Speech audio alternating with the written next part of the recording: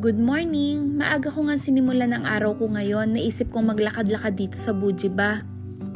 Medyo malayo to sa amin, kaya lang naisip ko na dito naman ako pumunta para maiba-iba naman yung view.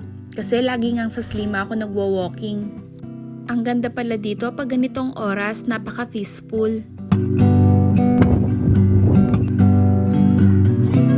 After nun, dumiretso na rin ako sa supermarket para makapag-grocery ng mga lulutuin bukas.